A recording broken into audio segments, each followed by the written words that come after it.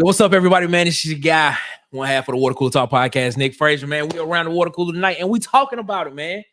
Has the SEC dominance ended, man? Has it fallen?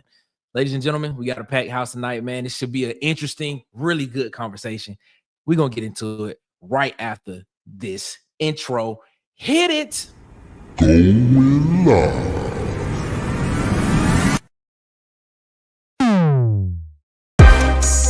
With the coolest podcast. The Water Cooler Talk podcast. The coolest podcast. In your ear. Ladies and gentlemen, man, thank y'all so much for rocking with us here tonight around the water cooler, man. As I told you, we got a packed house tonight around the water cooler. Shout out to the guys from Tight Sports, Alabama Megacast, the talker in chief himself. Tight is in the building. Shalom. Hi, from the Sharpshooters podcast, the namesake himself. B Sharp is in the building. What up, B Sharp? Oh, I'm chilling, man. What's going on, man? Chilling, man, chilling. And of course, ladies and gentlemen, he has become a fan favorite very, very quick. Part of the Sharpshooters podcast, ladies and gentlemen, the one and only. Should we call him Tez or should we call him Auburn Tez? Which one? It don't matter, man. Both of them appropriate. I like Tez because Auburn means like losing. So Tez. We should call him Bama Tez. Bama Tez, man. We in the Bama building, Tez. man. It's too early in the show for that, man. Cut it out. Oh, my bad. I warmed up early.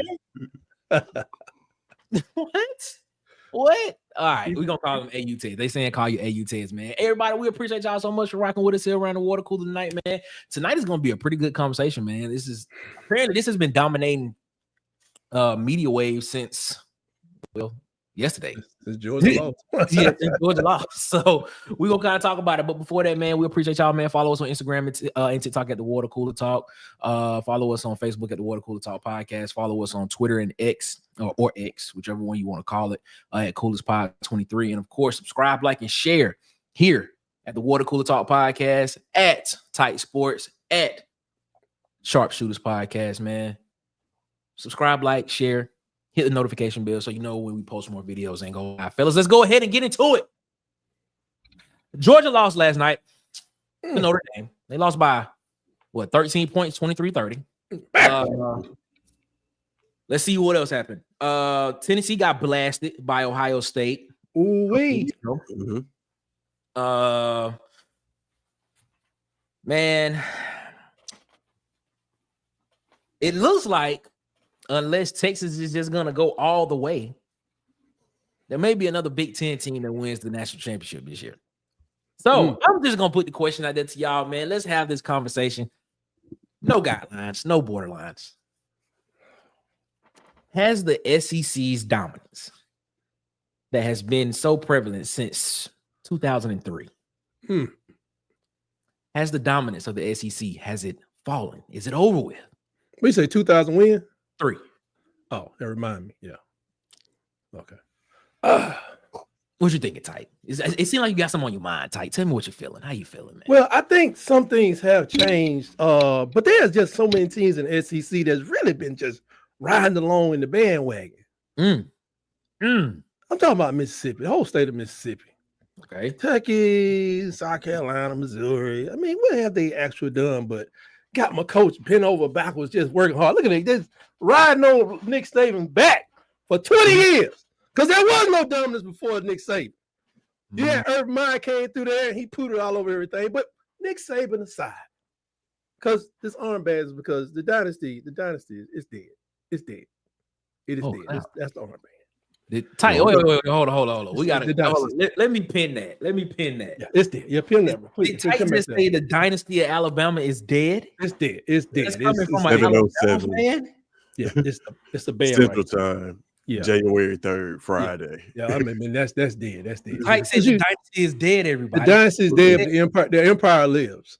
Just like America. Okay. America took a couple of bumps upside the head, but we went to some places and we went to Grenada and we got some payback in the 80s. Well, some empires have fallen. The Mayan Empire has fallen. The Ottoman Empire has fallen. Yeah, we ain't like that. We're more like China. We're more like China. What's that? The Ming, the Han, the Song, and we're gonna keep on going to Z, G, and whatever. We're gonna keep coming back. America, you take a couple bumps, but you come back. But I don't know if there would be a De Boer dynasty, but we won't get to that tonight. Okay, all right. Yeah, that's what I can guarantee you. Don't know if it'll be a De Boer dynasty, but things are looking different. And everybody's been saying it on my social media all day long. People outside of the SEC. Ever since they started paying above board, the SEC ain't looking right. What? Then you got Greg Byrne. He up there with the cup. He telling people like, put some change in the cup, folks. I need y'all to join Alabama. Just join it because we need some money. And everybody embarrassed, like, oh, we don't need money. Like, oh, yes, we do. You need money. You got Mark Cuban behind you. You got some home builder, the guy that builds 1,000 homes in Arizona. He's behind Arizona State. They got the owner of the Cleveland Browns behind Tennessee. Yes, we need money. We need more money because you know what? If we don't come out of pocket and we be cheap, if you care, if you really, really care, what you think millionaires doing right now? That's some millionaires probably want doggone the boy gone. Or do something with Slick. Same thing with what's his name? When they got rid of my legend, my hero, my personal goal, Jimbo, 76 million. You think they wanted to fire him? The people's like, you pay him the 76 million, or you forget the 300 million. The same thing with Kiffin. All that money flowing into the middle of Tennessee, middle of Mississippi, that's wasted money. But that's how I started off. Yeah, it's falling off because the money ain't right. So tight, you blaming this on NIL and money, and the fact that some people got the wrong coaches. But I think because everybody's getting fleeced. Okay, for players at the drop of a hat, and look. If the board will have plenty of time to like turn it around in Alabama because you just can't up jump the boogie and fire your coach. You open up a huge chasm and everything leaves the program, the money, the players, and you really start off from the worst place than 9-4 get you. You'll be looking at 5-9, something in the next year. So I think ever since that's changed, people struggling with it. Coaches are leaving coaching positions and going back to being coordinators and coaches because they don't want to deal with it. Shout out to Chip Kelly. Shout out to Gus Malzahn. So I just start with that. What say you, B Sharp? What are your thoughts? With the SEC dying, I don't believe that at all. Why? Because of one season. That's what one season. Okay, so you don't think last season was a down year? No. Ole Miss lost 2 games and they beat a team that is currently playing. That's currently playing in the college football playoff semifinals, which is Penn State. The only 2 games they lost to was the 2 teams that ended up playing in the SEC championship game, which was Georgia and Alabama. Okay. Georgia could have easily been in there with Alabama. I don't know how it just fell off. And Texas was in there last year. I didn't want to know what is falling off. These schools at other places don't play the schedule that SEC competition is playing. They don't have that. Like Alabama wish they can play an Indiana, and then I can go play a Washington, and then I can go play a Minnesota. I guarantee you put those teams in the SEC. Every team I just named, they will be bottom tier every year. Every single year. I'm just like, what else? Did I say Indiana? Indiana just had a historic year. They literally are known for losing. They literally put up a graph and they are the most losing college football team of all time.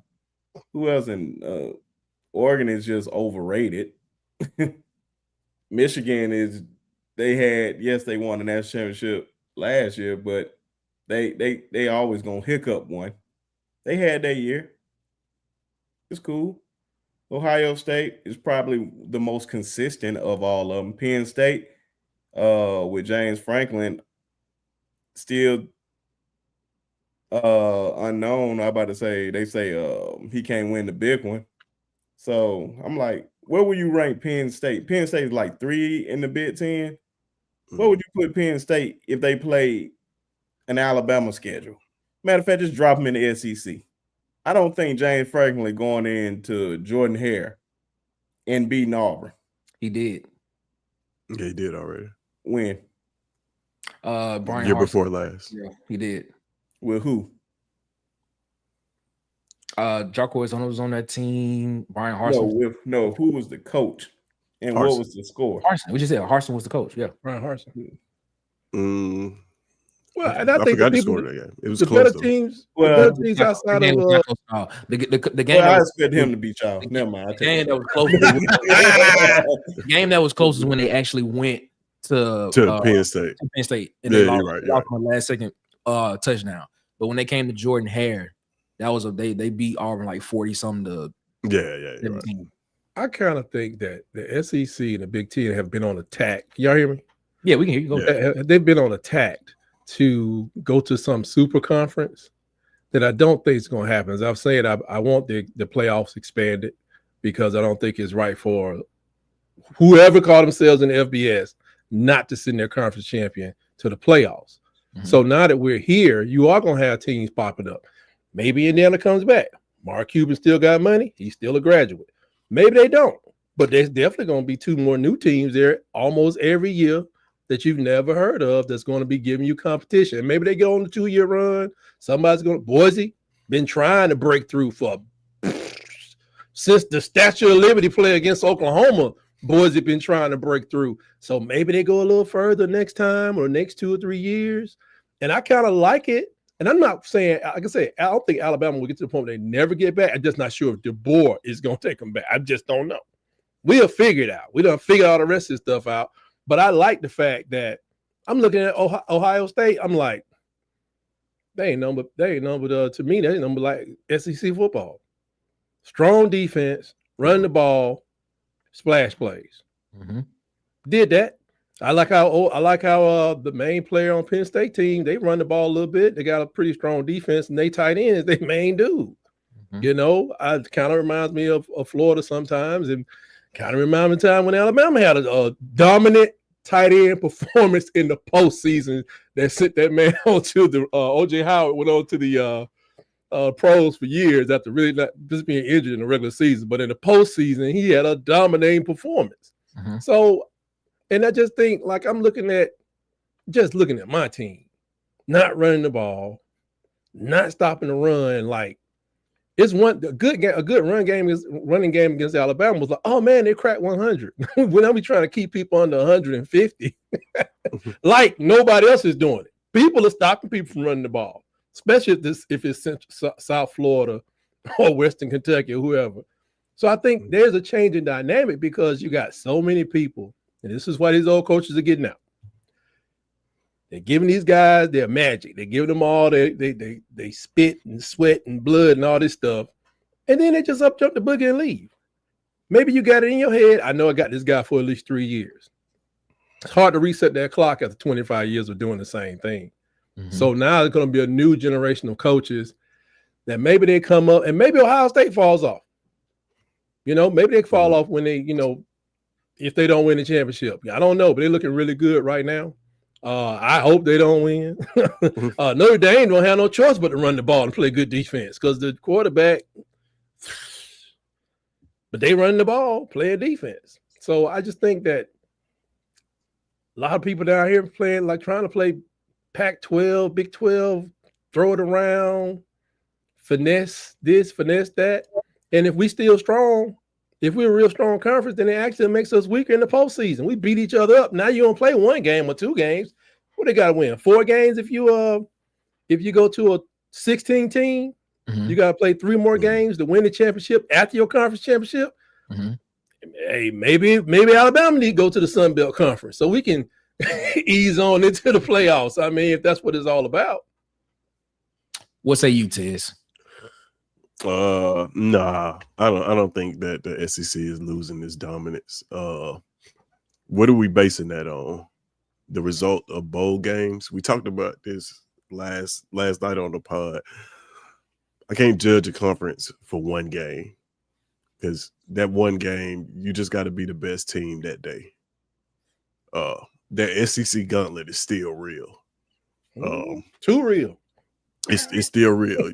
And when we look at these, if we want to look at the bowl games, you know, you got Tennessee losing to the most expensive roster in the country. Mm-hmm. Right.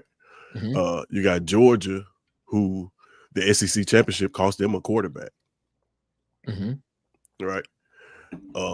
So it's not really all created equal. And then you got, Kind of making my points. of course, Alabama's down there, right? I want to say bad things about them, but I would venture to believe that they would have played better had they made the playoff. If we make that a playoff game, they definitely play better than that. From an effort standpoint. Now, I don't know if the game plan changes much. I think they still come out and try to do the same thing. But then, like, you start looking at teams, when Vanderbilt went out there and beat Georgia Tech. Arkansas won their bowl game. Top to bottom, the SEC is still, I feel like, the strongest conference. I feel like if you take wherever Vanderbilt's ranked in the SEC, I can look it up right quick. I just want about 7th or 8th. 7th or 8th. Is that right? You take the 7th or 8th team in any other conference, they likely not beating Vanderbilt this year. It's probably not. Now at the top, you got some teams, the Oregons, the Ohio States. You got some teams up there that can compete, but when you talk about top to bottom, and then you have to play these teams week after week after week, nah, man, the SEC hadn't fallen off. This is kind of how it all started too, right? Remember in '92, they argued whether the SEC was going to beat themselves up, beat themselves out of a national championship. And there's the first one with the SEC championship game. That's where the whole it means more was born, because we have to actually play an extra game. So nah, as a conference, I don't see that. I don't see it. The playoff is making it seem like that. Okay. Because you got all these teams in there now. But nah, I don't see very many teams that can run that SEC gauntlet, that can play an Alabama schedule, even a Georgia schedule, or that Florida schedule. Take that Florida schedule. I don't see many teams out there from other conferences that can run that schedule and still make it into the playoffs. Yep. Even Texas. Now, Texas is an SEC team, but they essentially drew a Big Ten schedule. like it is the easiest SEC schedule, one of the easiest SEC schedules that I've seen in a long time. For next year too. Yeah, because it just flips. So, yeah, I don't think the SEC is. For the record, the 7th and 8th team in the SEC was not Vanderbilt. It was the 7th and 8th team. Excuse me, was LSU in South Carolina. Jesus. And I'm gonna pair that with the Big Ten, which is the 7th and 8th team in the Big Ten was Michigan and Minnesota. Do you think neutral field that they would beat an SEC team? What was the two in the SEC you said? LSU and South Carolina were 7 and 8 in the conference this year. What was Vandy below that? Vandy was definitely Vandy is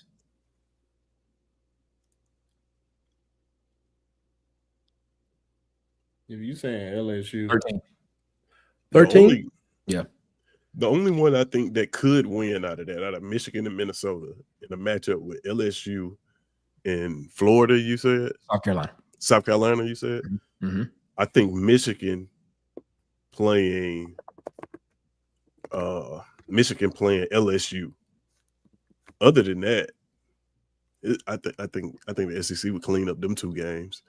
I think South Carolina is too much for either one of those teams. I used in the 80s, I used to think Alabama. I mean that the SEC was fine, and Herschel and Bowl and all these players going to the NFL. But if I'm not mistaken, from 80 to 92, there was no national championship. So who was the national champions? It's Oklahoma, Nebraska. I think Miami started sliding in around that time. Right. And like, who were they playing?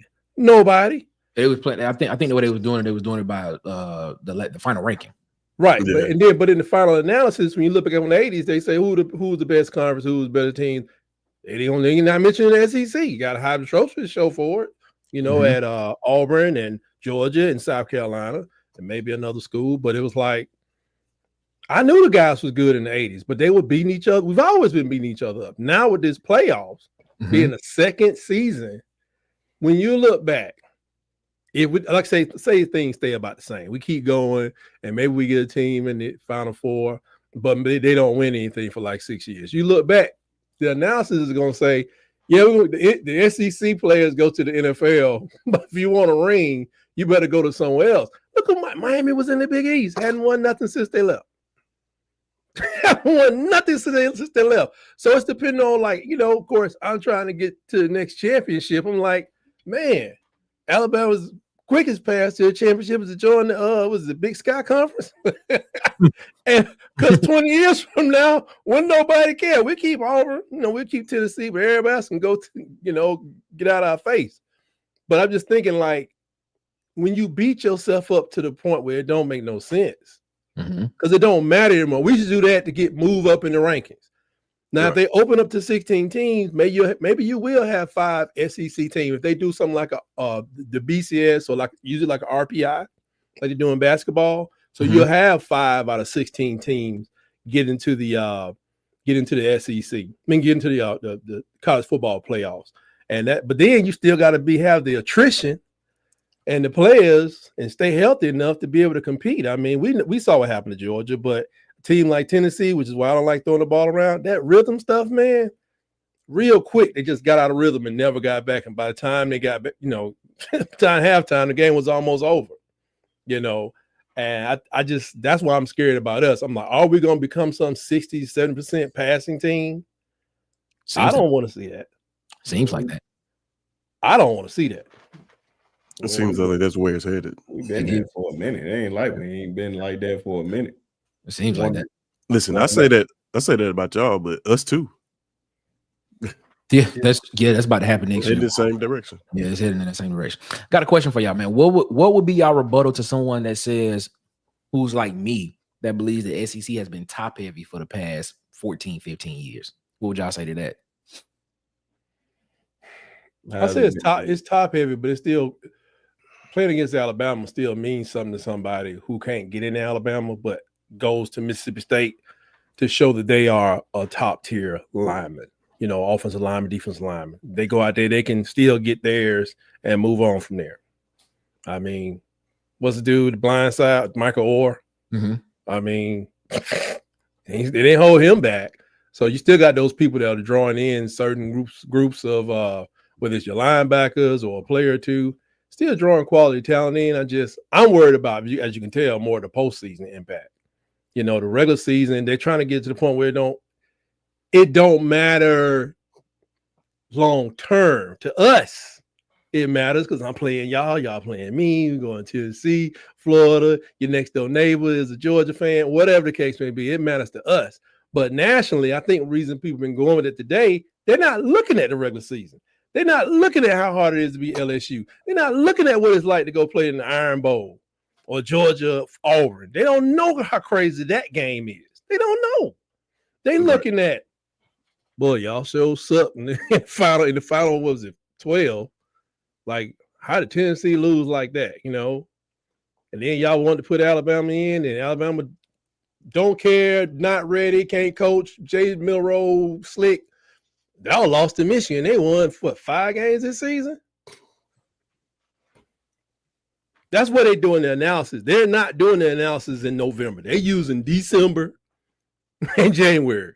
That's where the nation is looking. When you look at all these videos from all these different Locked On Big 12 or the dude that's Oklahoma guy that works for Fox. When you start looking at those videos, they ain't talking about the third weekend in November. You know, they beat Alabama. They was doing that at first, but now they like clear the slate. Oh man, the SEC suck. You know, but I'm just saying it sucks right now. I'm not saying they can't turn around. Of course, you know, I hope the boy goes 12-0 next year. Maybe 15-0. Of course, I hope for that. But I'm saying another performance like this seems like everybody's stinking the place up, except for Texas. Mhm. And Beck probably should have won the game, but he did lose to Alabama after getting behind. It So was what 50-50. what are we talking about as far as when we say is the SEC down? Are we saying do it under another conference? No. Because there's only one conference that Falling back to that earth. you could possibly put ahead of the SEC. The rest of them is not even close. I think just coming back to some type of, it looks like we're on the same level as some other conference. I mean, that's what I think. There has been like, or it's closer. Like here, and I think it was way out here. SEC is way up here, you know? And now it's like right here. Let me address that. That. All right. So since 2003, you're gonna say that's 21 years, 22 years now. Right. It's 22 years since 2003. An SEC team has won 14 national champions. Good God. All right. 5 teams in that time period have won the championship. 14 times the SEC has won the championship, but only 5 of those teams have won. Alabama has won 6. Florida has won 2. Georgia won 2. LSU won 3, and Auburn's won 1. How many you say Alabama won? We don't care. This is the thing. Looking from the outside in, all right. I'm the moderator of this. I'm looking from the outside in as if I'm not in the SEC. Somebody comes in and they say, "Oh man, you have the same teams in the SEC championship every year. You know, you have the same teams that are competing for the SEC championship every year. You send in the same teams to the college football playoff every year. Why should I believe that your conference is better than my conference when all I'm seeing is Alabama, Georgia, LSU, Auburn, and Florida win?" And then you got to include the appearances also. Auburn went to another championship game. True, they did. They went. Alabama showed up for a couple more, I think, somewhere in there, and I think that really matters as well. But let me stop right there. Why would another conference be like, well, why should I worry about a Mississippi State? Why should I worry about an Ole Miss? Why should I worry about Missouri? Even though Missouri went to 2, even though when Missouri first got to the conference, they went to the championship game back-to-back years. Back-to-back, sure. Why should I worry about Texas A&M? Why should I worry about Kentucky? Why are you telling me that the SEC is so much better than my conference when the only names I'm seeing are Alabama, LSU, Florida, Georgia, and Auburn? Well, I think if you put up a composite ranking of the final top 10s, you're gonna see more SEC teams. I'm pretty sure of that. For 21 years, if you pulled out the final top 20s for the last 21 years, I'm thinking you're gonna find those 5 teams, and you're probably gonna get another 3 for 8 of the top 20 are going to be from the SEC as well. That's to me, that's the number one thing. With the end of the season, everybody's looking at the last 20, the top 20 teams, and almost half come out of one conference. I think that's a big selling point to it, But I think a lot of people are like, what have you done for me lately? They turn around and they look at the playoff. Now, because the playoff is expanding too. I mean, it just lasts a long time. When was the SEC championship? December, first weekend in December? Yeah. So now, right. So now we're going to be going almost all the way through. The regular season is 4 months, and 2 months of championship is going to start to look awkward unless people get back in there. Unless we get 4 to 5 representatives, and really 2 to 3 teams, I think, make that Final Four every year. If this was a Final Four this year, it would be 2 SEC teams in it. What two SEC teams? Which one? Texas and Georgia. If there was that's just 14 playoffs. If it was just a 14 playoff this year, it would have been Texas and Georgia in there. No, it wouldn't have been. How? So what was the final ranking? What was the ranking? What was Who the had ranking? the bye weeks? Yeah, what was the ranking? Not the Oh, seed. the ranking, not the bye weeks. Yeah. Okay. We They not wasn't talking putting about no Arizona State in there. who was seeded where though? That's what I want to know. I'm gonna look that up. But go ahead, my bad. I'm about to pull up in a second. Because the seeding doesn't even matter because Yeah, but that's what I'm saying. Who was where were they ranked? What were the rankings? Not the seed. I don't know what a couple weeks ago. I gotta look it up. December 8th, it was AP had Oregon, Georgia, Notre Dame, Texas. So it was Georgia and Texas. Say that one more time. Wait, so Georgia, and Texas, Oregon, Georgia, Notre Dame, and Texas. Georgia and Texas was 3 and 4. Yeah. Okay. Texas, Georgia won the AP ranking, or was that the college football playoff committee ranking? That's the AP ranking. The playoff ranking is Oregon, Georgia, Texas, Penn State. You can't go by that. Oregon, Georgia, Texas, Penn State. So if you're going by the rankings, it would have been no. If you was going by the playoff rankings, which matter, it would have been Texas and Penn State at 3 and 4. Right. Georgia can't go by that because it's an automatic bid.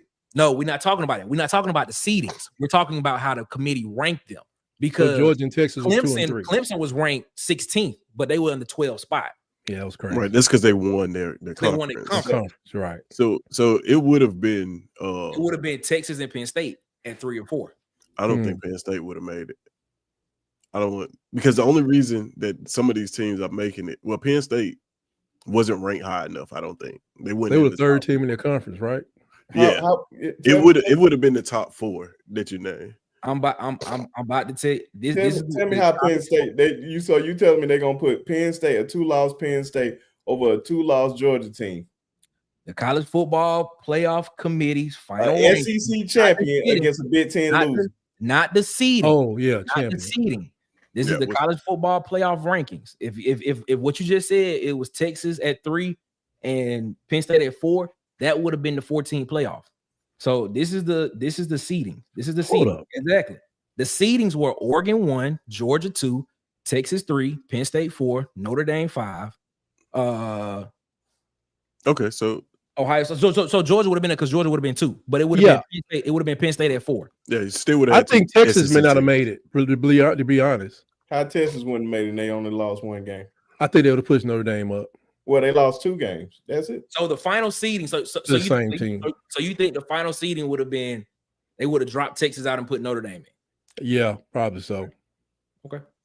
I mean, just to say, because just 4. That's why 4 teams are so ridiculous. That's why I'm definitely against.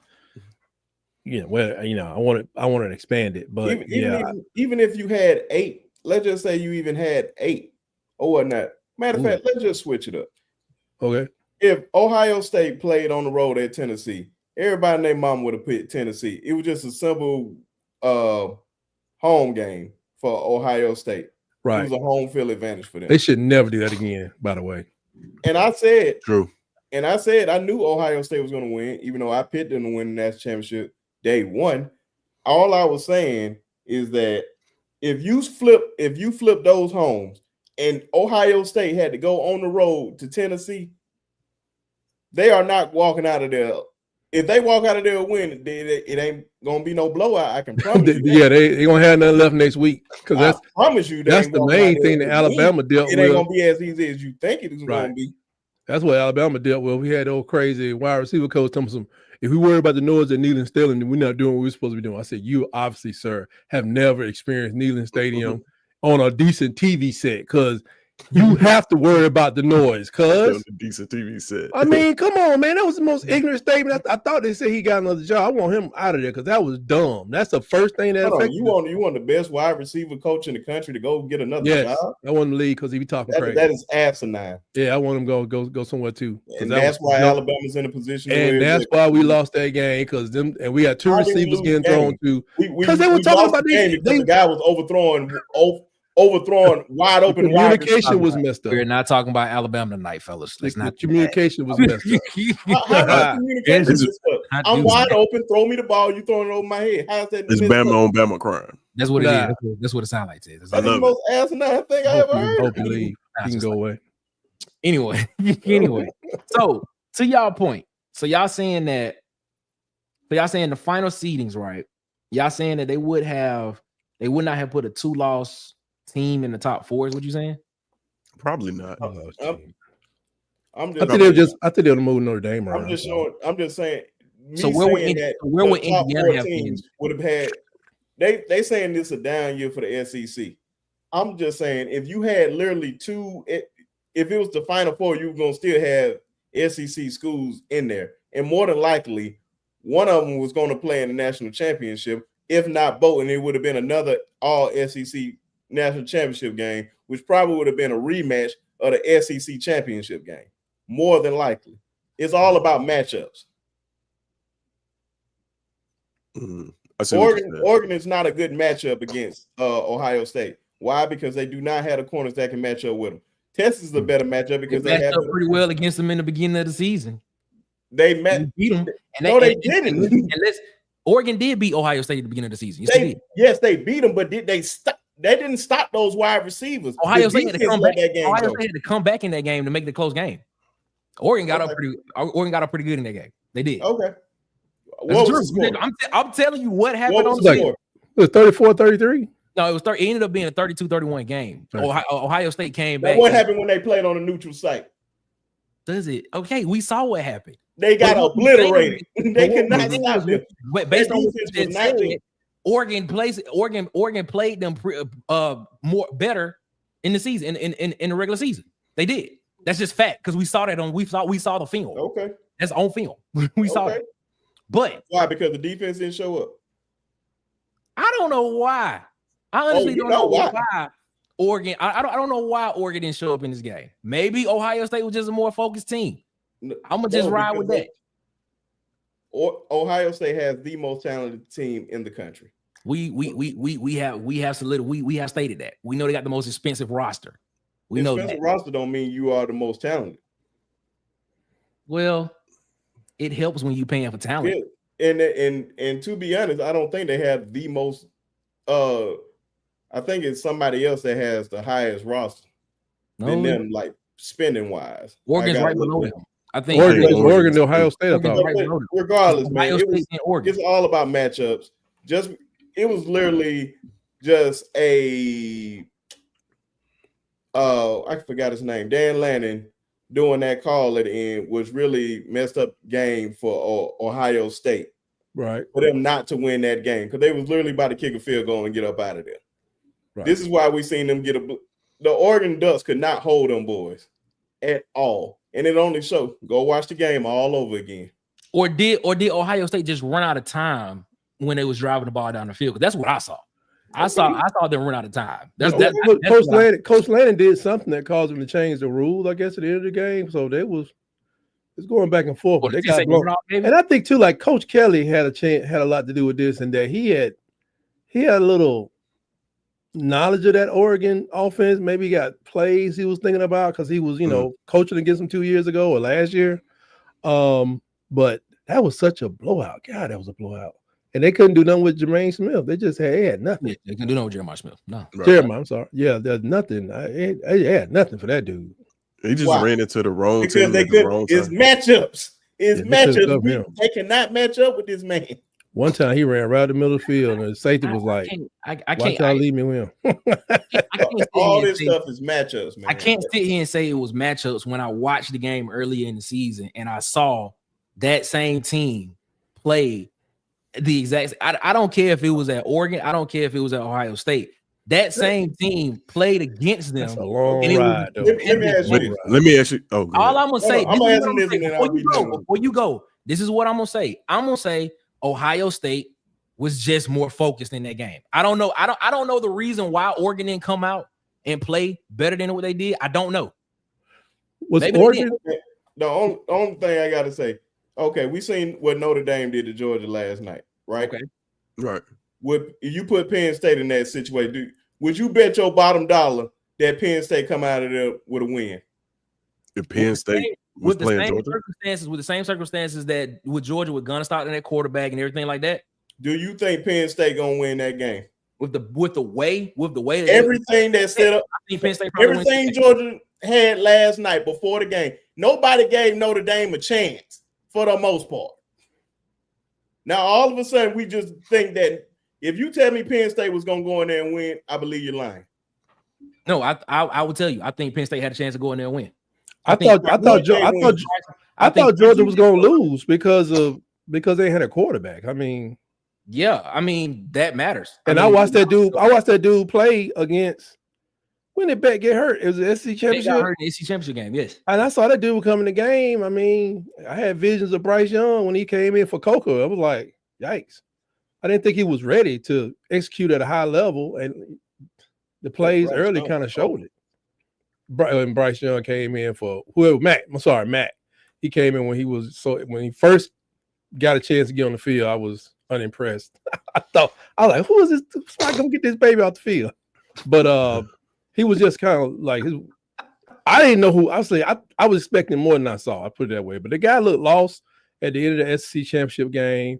All you had to do was hand it off. But I didn't think they were going to win because they didn't have Coker, because Coker got talent. I mean, he's special to them, no matter what nobody says. I almost can't make it be Alabama because of him. You think Penn State would have won that game? I'm very impressed with Penn State. Yeah. That Georgia team, yes. I'm very impressed with Penn State. I think number 44 is one of the best players in the country. Well, okay, let me ask you this question. Hold on, let me ask you this question, Bruce. Why do you think Penn State would not have won that game against Georgia without Carson Beck at quarterback? It's nothing that Penn State does that is better than Georgia. Literally nothing. Okay, well, let me ask you this question then. Do you think Penn State will beat Notre Dame, or do you think Notre Dame will beat Penn State? Which way do you go there? If they play, who will win? I believe Notre Dame is going to beat them. Okay. Yeah, I got Penn State in that one. I don't like Drew Aller as much, but I'm telling you, is that his name? Aller? Yeah, Drew Aller, yeah. Aller. But I was like, man, that dude, that number, I don't know his name. I need to learn his name. You remind me of Todd Christensen, but he's like Brock Bowers was, like, just throw it to the tight end. If you need one, need third down. Boring. Yeah, man. I mean, golly. He's like Brock Bowers. I mean, and none of those Georgia players can cover him. But he won the Mackey Award, the best tight end. And okay, them guys win Heisman's. And James Franklin, he just added that offensive coordinator, so the offense got a little better. I mean, like I said, the quarterback aside, I think he can do some improvements at his quarterback position going forward. But when they added that offensive coordinator, when I watched Penn State a couple of times, I was like, I'm kind of cheering for Franklin. But I was watching them, I was like, they scheming their way through stuff, and the talent is kind of showing where, they're using that guy's talent. He's getting open, he's making plays, and Drew is not forced to hold, they're not keeping him throwing, and then start running the ball, and he's not forced to throw as much as he did last year because he was throwing too much last year. Man, if you believe Notre Dame, if you just take away that simple kickoff, just the kickoff, the game is just 6 points. Georgia is down 6 points to Notre Dame. The only reason they lost is because they did not convert in the red zone. And you expect me to believe that Drew Adler is going to go out there and pass all over with this tight end just throwing it to one person. Like, Kirby Smart is not one of the best defensive minds in the game. Oh, we just going to key in on this one player. You're not going to run the ball on us. You're dismissing Notre Dame's defense. About Notre Dame, one of the best defenses in the country. Acting like that. You're dismissing the fact that Penn State has a pretty good defense as well. So you're sitting here telling me, which in my personal opinion, I think Penn State's offense is better than what Notre Dame put on the field. Because if I'm not mistaken, Riley Leonard only had 90 yards passing and 80 yards rushing last night. You mean to tell me you don't think Drew Allen could put up 125 yards, 150 yards passing against Georgia's defense? Hell no. Stop it. Cap. Are we being for real? The same Drew Allen that played against Michigan last year and couldn't even get that's what I'm saying. Last year they got a new offensive coordinator. Drew Allen to just go out there and just be last year. They got a new offensive coordinator. I agree with you from last year. I agree. But that new offensive coordinator. Name a game I need to go look at from Drew Allen, and I can say he's that guy. They Boise took State. I think they've taken the No, ball Boise away from State. I Drew said Allen. this year. Boise State. That's the That's what game I'm you gonna saying. point at. What game you gonna point at? Tell me what game I need to go look at clearly so I can say Drew Allen is that guy. Now all of a sudden I'm saying Drew Allen that guy. I'm saying Drew Allen is good enough to beat Notre Dame. I don't know if you really got to be the No, man of the if man. no, the question was, and it was just Beat plain Georgia. and simple. Do Drew Allen, if Georgia had to play Penn State, do you trust Drew Allen to come out of there with the win? Yes, With because no Drew Allen- Carson back, yeah, I'll take Drew that. Allen is I'm gonna tell you. Yes. I say this like Go the Notre Dame game. I didn't expect Notre Dame to win that game. All right. Had they played Penn State, I probably would have picked Penn State because I like Penn State's pass rush. And looking at the Notre Dame game, those pass rushers were able to just do what they wanted to do with those tackles. And Georgia held a problem with the complimentary football side of things because Penn State can run the football. Yeah, like they can run the football. Gonna run the football against Georgia. I guess what I'm saying is Notre Dame beat these boys. That's cool. And I feel Penn State played against Ohio State and they couldn't do nothing, right? But they couldn't run the ball. They couldn't pass. We're talking about Georgia. Yeah, we talking about Drew. We acting like Georgia is not okay. Without Beck. This is what we can't do. We can't go back to week 1, week 5, week 4. We talking about right now. Okay. That Penn State team, I would give Georgia fits with no quarterback. It's a lot of teams. Quarterback. It's a lot of teams that would give Georgia fits. Exactly. With no quarterback. Yeah. From what I saw them put on the field. Now the defense is elite. I give you that. So Notre Dame just went out there and just completely dominated them. If you say they dominated, they won the game. I think Penn State better than Notre Dame. I mean, did they put a belt to ass? No, they didn't. Okay. Now you telling the truth. That's the only thing I wanted to do. I never said that they just blew them. I just think Penn State better than Notre Dame because Notre Dame still lost to Northern Illinois. That's okay, I mean, they did lose that physical game to Northern Illinois. I think Penn State plays a physical game, and I think they would beat Georgia without Beck. I think Penn State. I think they would win by 10 points. I think Penn State has a better defense than Notre Dame.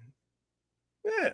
And I think they still send linebackers to the doggone league. I mean, edge rushers and all the rest of that stuff. He go to linebacker that they sending is Michael Parsons. No, they got one going this year. What are you talking about? This year, who's in the league now? They got people all through the league on the defensive line. One outside of Michael Parsons. I don't know the one outside of Michael Parsons. You can't say that. I can say that. You can pull it up and see. They got people getting drafted out of Penn State on the defensive side of the ball. But you said they got guys in the league, and I'm like, who? And if I'm asking you, Parsons like the biggest star that just come up top of your head. But I'm telling you, if I go find out who the linemen are that play for Franklin, they are there. They're putting people in the league. I have to be. If somebody asks me who are they putting in the league, I have to be able to answer it. Well, you can, like you Auburn, can, you can go look that up, but they are people in the league. league. They got cornerbacks in the league and everything. No, I'm saying I'm using that as an example, but I have to be able to answer it. I just can't just give a vague answer, and I can't answer it. Stay out of this, Nick. Everybody can. You know what? If we really want to go my there, Google box and your Google box work the same way. You can put it up. My Google box and your Google box works the same way. Because Michael Parsons, you saying Michael Parsons is the only one in the league? I didn't say it was the only one. You don't know if I'm right or wrong then. No, but I'm trying to say I can say anybody in the league. Somebody never seen nobody else play from Penn State. Playing. Doesn't mean he's playing. You said Michael Parsons is the only one in the league that matters. He is the only one that is a factor. I can name guys in Alabama that are playing in the secondary. That I didn't say Penn State and Alabama. Now you talking about Nick Saban. You talking about a whole nother ball game. Just give me one player. I have yet to hear you say one player. One player. A whole other ball game. One player outside of Michael Parsons. Just one. I don't follow their team like that, but I've seen them playing in the league. And you say that. That's what I'm saying. Because I've seen them and I don't remember right now. I'm gonna lie to you. James Joseph. What you want me to do? Lie? Huh? Go ahead. 3, 2. Y'all got it all out? No. Of course not. Because that's just foolishness. No. You gonna tell me that Penn State don't have no defensive players in the league? Everybody from Alabama ain't ripping it up right now either. They in there though. You said defensive players. Defensive players. Yeah. Alabama ain't got defensive players that ain't ripping it up in the league. Yes. Who you talking me? We got at least 6 of them in the Pro Bowl right now. I said, what are you talking about? I said all of them. I didn't say all of them, but I said you name somebody. I just said name one person. There. Never mind. Bubba put it in the chat. I'm about to put it on. It was right there. Don't take long. I know the Google box got the answer. I mean, come on, man. Daquan Jones. I forgot about him. Man, please. Penn State, man, please. Hey, shout out to everybody. I ain't gotta look for it, man. I know they're there. Watching. We appreciate y'all so much for rocking with us here, man. But conversation tonight is about the SEC. Good job using Google, dominant. That's the conversation. That's what Google is for. Google is your best friend. I watch enough Monday Night Football to hear somebody say blah blah blah. Penn State. That's what I hear. Arguing with each other. Tide versus elephant. Crime. But Bubba went ahead and found it for us. He said, "I don't know how to pronounce that last name." Isaac. You don't know him. Wayo. You're right. I don't. I'm not saying his saying I do. I'm just saying I don't know how to pronounce the last name. Do you know how to pronounce it? No, because I don't know him. That's my point. That's literally my point. I'm just saying you can't name Penn State linebackers. That's not the point. The point was the question was asked: Does Penn State have any players in the league? And he just named them. He just found them and named them. Yeah, you know what it's called? Google.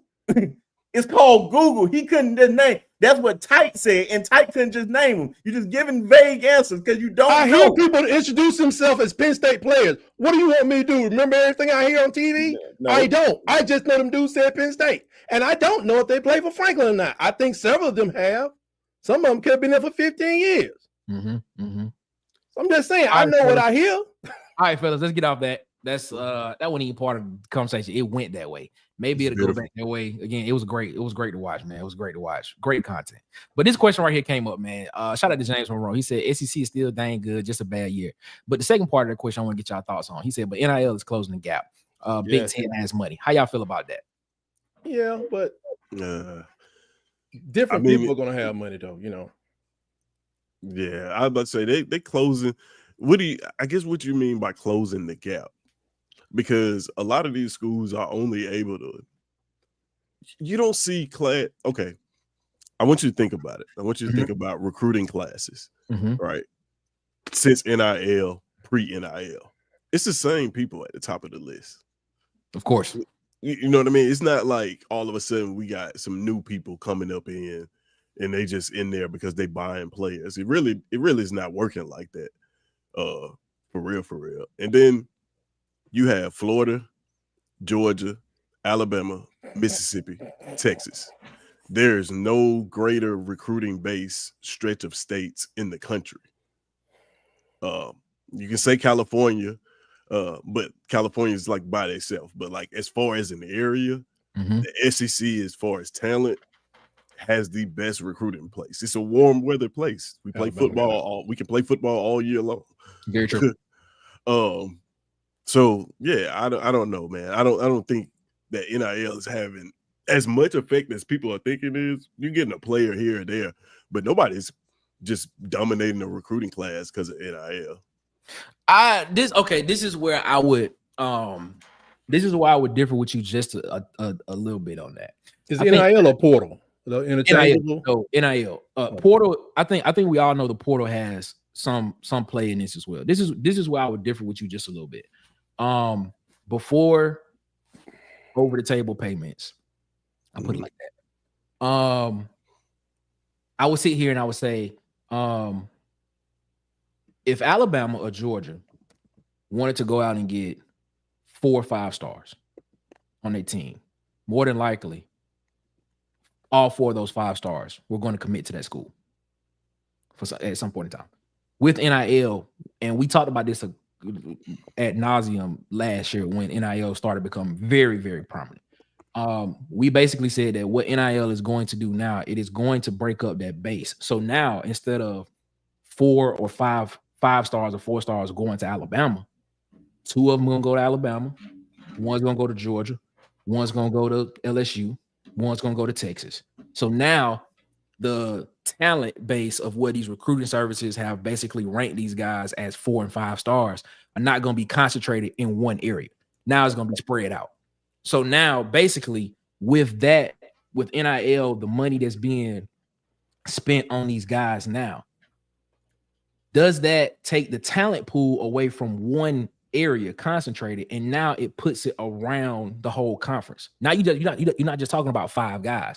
Now you're talking about 300 guys that's possibly can go somewhere. So if you break that down and let's just give it a percentage, let's just say 10% of that goes to one school, or 18% goes to another school, instead of 40% of that going to one school. Now it's being broken up in between a lot of schools. Do you not think that has something to do with the level playing field of those guys? Because now, like he said, the Big Ten has money. Ohio State went and spent money. Oregon spending money. Oregon took Naeem Offord, who was coming to Auburn, and he ended up going to Oregon. I mean, you have guys like Deuce Knight, who was committed to Notre Dame, but he ended up staying in the South. So do you not think that NIL does have play in that some kind of way, like has some type of role in it? Yeah, it's got some play, but I don't think it's as much as we think it is. Like these kids, man, I said this before and I'll say it again. There's nothing that recruits like trophy cases. Absolutely nothing. NIL deal, money, whatever you can offer a kid, it doesn't matter. Like, I'm gonna take that back. I don't want to say it doesn't matter. It matters, but nothing recruits like trophy cases. If you can sell that, I can get you to the NFL. I can win. I can win a championship and get you to the NFL. Then you're going to be able to go into kids' home and sell that, and that'll have more weight. The schools that have done that are still the schools that are at the top of the heap now. The Ohio State, yeah, they got the most expensive roster, but they're perennial top 5 recruiting classes. Okay. Oregon, again, they're at the top now. They are perennial top 5 recruiting class. The example that you would use here probably is Auburn. If you I was just about to say that. Yeah, Auburn will probably be an outlier. Yeah. Yeah, it would be Auburn. This is a school who doesn't have a perennial top 10 recruiting class, who is now up there 2 years in a row. And so maybe NIL has something to do with that, but I think that has a little bit more to do with Hugh Freeze as a recruiter and his recruiting strategy. But yeah, I don't think so, man. I don't think the money aspect of it, like I said, you can get a player here or there. You can get a Naeem Offord. But like, look at the majority of the kids that from Alabama, they stayed in the state. And I guarantee you it's like that across the board. You go to Florida, I guarantee you majority of the talent in Florida stayed in the state. Maybe a couple of them left, but majority of that talent is going to be there. And I just don't think that it's that big of a deal. Not that big of a deal. I think it'll change. It gives those smaller schools sometimes something like a Vandy, right? Mm-hmm. You take a Vandy, and here's a school who didn't add much. They added a Jerry Kill, who I believe is the offensive coordinator. They just don't want to name him that for whatever reason. I think he took it. You think so? Did he? Because it's the same system. He came in as a consultant. Yeah, he came as a consultant. Then next thing you know, he was running around telling everybody what to do. Like, and the only thing they added was Diego Pavia. Well, and they got linemen. They got like, I think 3 of those linemen were graduate students. Yeah, from that. 2 came from Mexico and somebody came from somewhere else, something like that. Mm-hmm. Right. So, go ahead. And a lot of that, those linemen is play style too. Like you say, like, hey, this is what we plan on doing. We want to run the ball. We want to run option. You can ask any lineman, like, there's nothing they like to do more than run block. And you telling me we're gonna do that all game? Right. Yeah. So like, yeah, I don't think it's like the NIL thing of it. It's probably more towards the transfer portal. It probably has more of an effect on the transfer portal than it does actual high school recruiting. Not to say that it doesn't have an effect on high school recruiting, but I see it more prevalent in the portal. Man, it's only going to show up more. Like it's a fact now that it's going to be at a certain point, you're going to see certain guys realize like the money ain't what you think it is in college compared to that NFL. And then you're going to look at the guys that's in the NFL, like who keep putting the same guys in the NFL every year. You're just not going to just go anywhere. Like Alabama has a strong case to just show Anybody. All we got to do, especially if it's like in the secondary, all we got to do is just literally just point to the secondary right now in the Pro Bowl. We can easily get guys. That's why we got big guys this year with Ivan Taylor and Dejon Lee and Chuck McDonald. Them guys see them same guys in the league balling out. Oh, I come here, I can go there. It's always going to be the same guy, just like Ohio State at wide receiver. Bama at running back. LSU at wide receiver. Like that stuff helps your team. Even with DB at LSU, it helps. That stuff is gonna come down to development. They're gonna want the money, of course. Everybody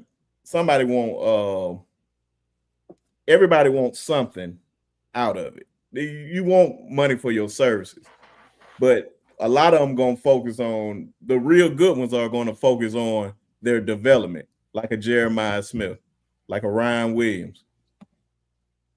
Cam, I'm still worried about right now, only because I don't know if he's getting that right now. But I know Cam has the ability to go to the NFL easily first round. Cam Coben, for people that don't know who I'm talking about. Why you using those guys? Time out. Straight. Time out. Yeah. Yeah. Calm down. No, I'm not throwing a shot at y'all. I just don't know. It felt like a shot. It was. That was definitely a shot. That was definitely not a shot. I'll tell you if it was a shot. I don't know. Stop that. Let's not do that. That's like Michael Hudson. Michael Hudson went to Texas Tech. Now he's playing at Texas A&M. I know he's going to get coached well because he just went to our old wide receiver coach, Homer Whitney. He put a bunch of wide receivers in the NFL. That's how I know he's going to get coached right. I don't know who you guys' wide receiver coach is. Marcus Davis. Who did he put in the NFL? Marcus Davis played in it. He played college football at Who Auburn. did he put in the NFL? He just started coaching. What are you talking about? He ain't been coaching long. Yeah. He just started. That's why like two. And once again, I said he has the talent to get there, but I don't know if he has the coaching. I can point at Brian Hartline. He put so many guys like Garrett Wilson, Marvin Harrison Jr., Chris Olave. If I want to go down to Russell Shepard. That's what I'm saying. Like, are you getting that development to go to the next level? But those guys have longevity. We looking at a guy that just got there. I didn't know that. That's why I just said I did not know. We'll see what happens. So there's a larger little debate here. This makes me think about, and this is probably off the subject. This makes me think about when Colorado hired Warren Sapp.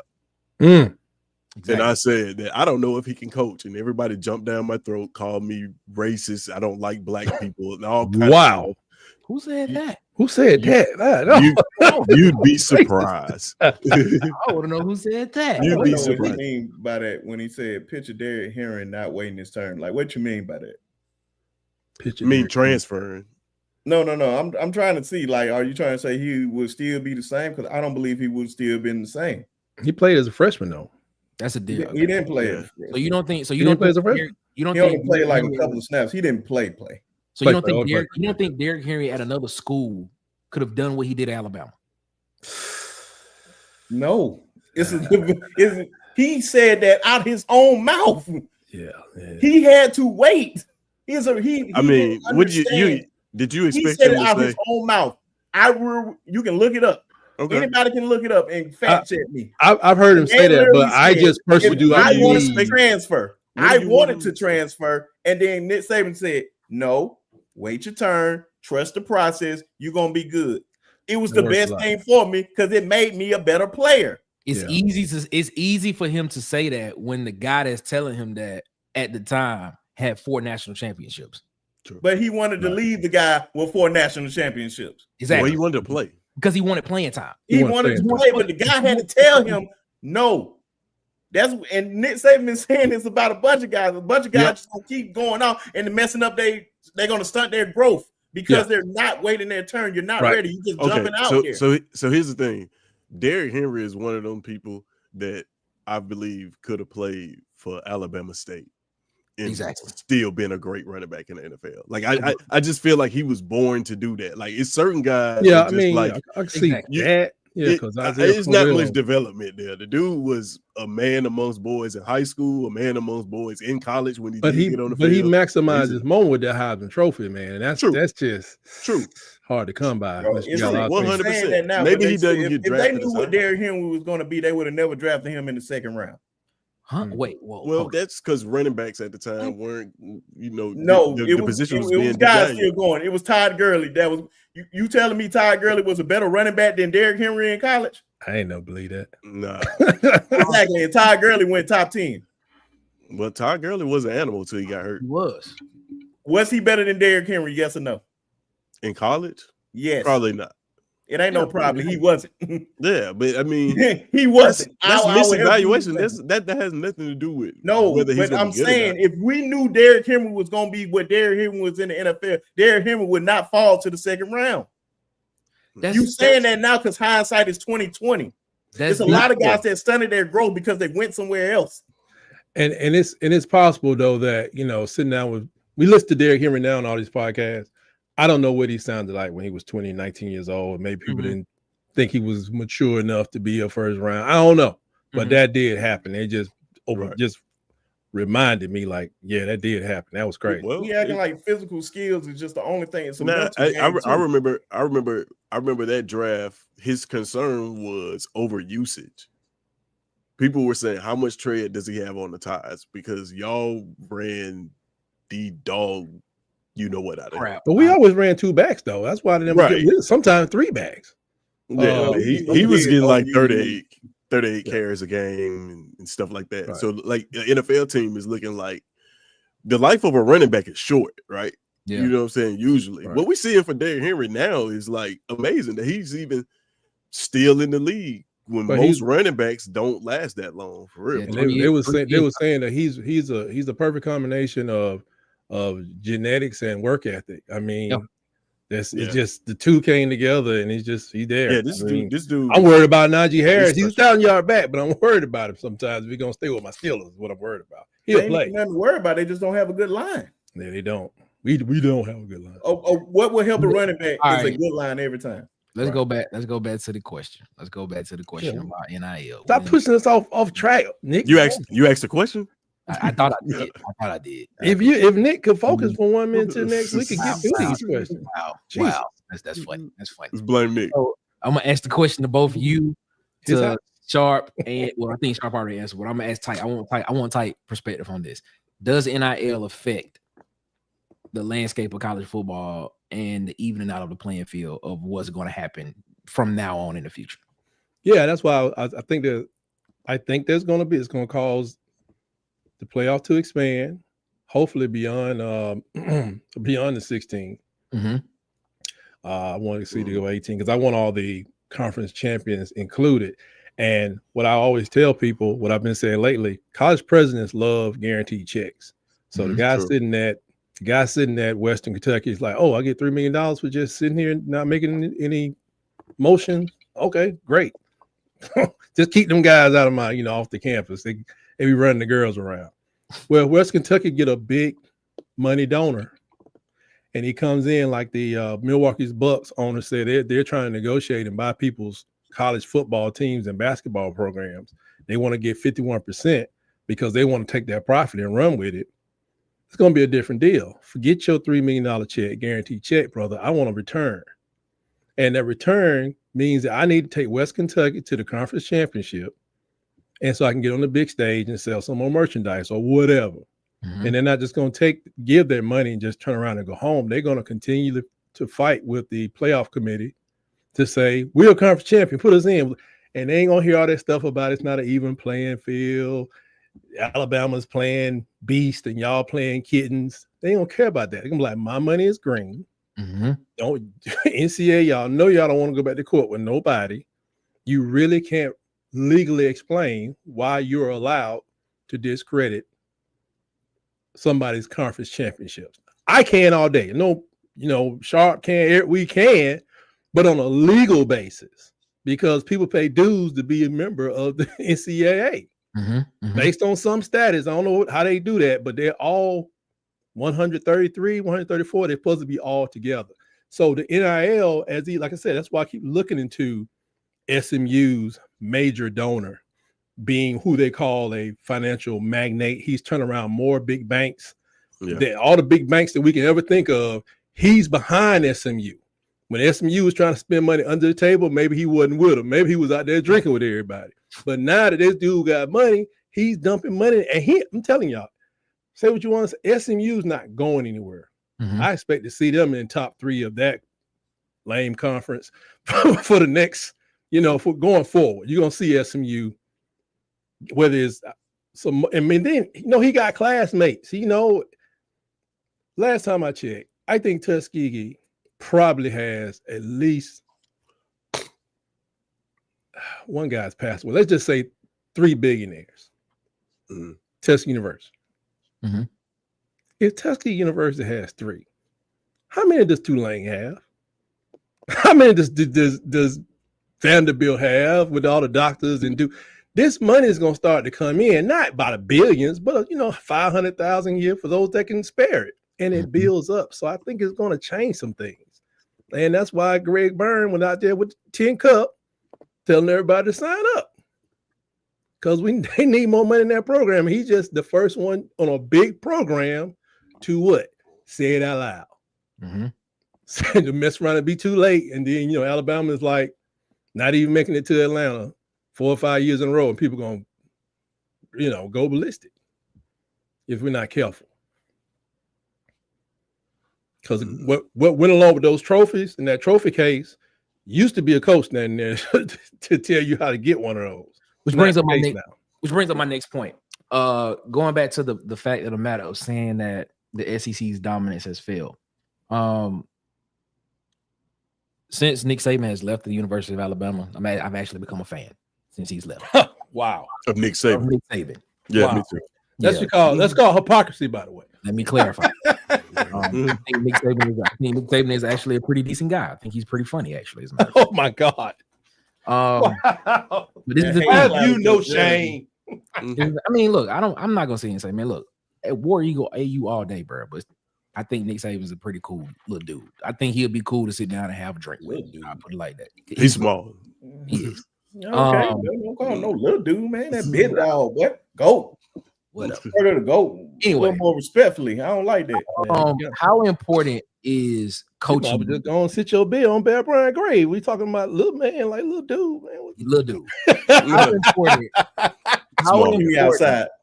How important is coaching going to be in this dominance of the SEC moving forward now that Nick Saban isn't there?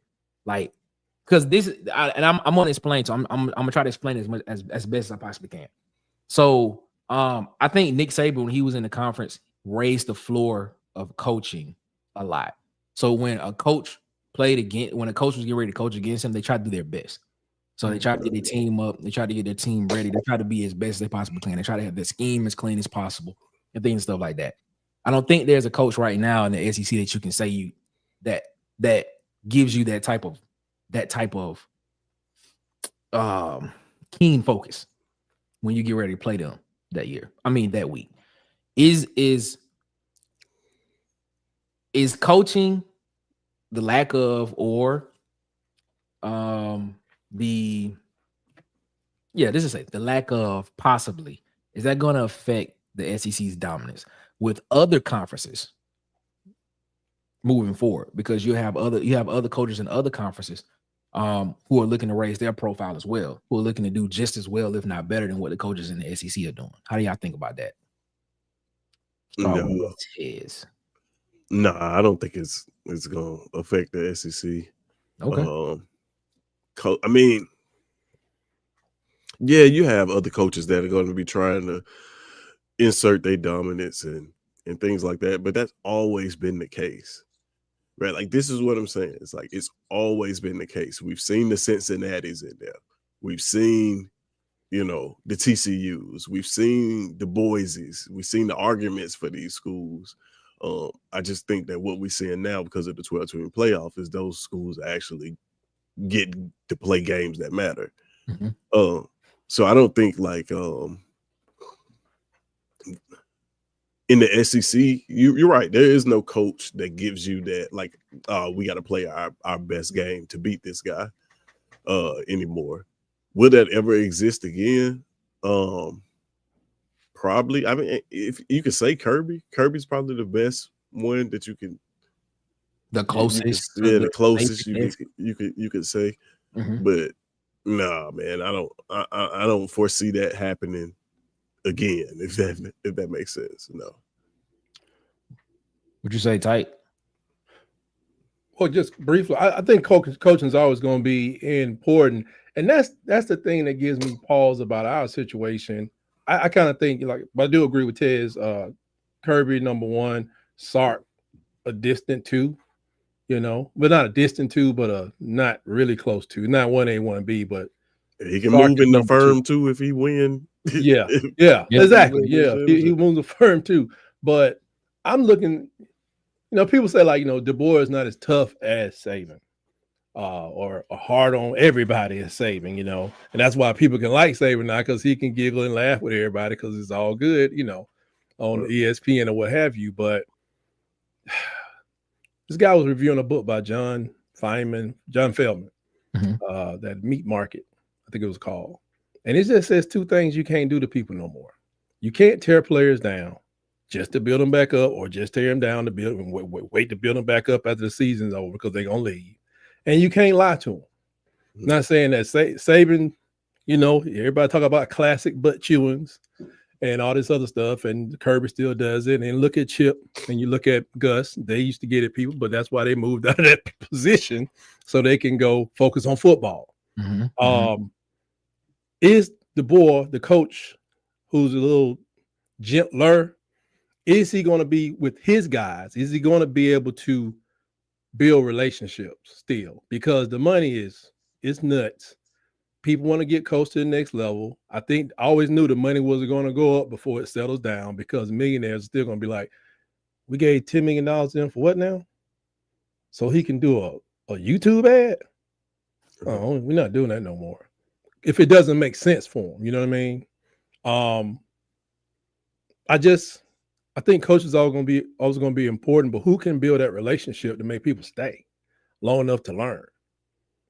Is that what Kalen Du Bois is focusing on? I don't know if he should.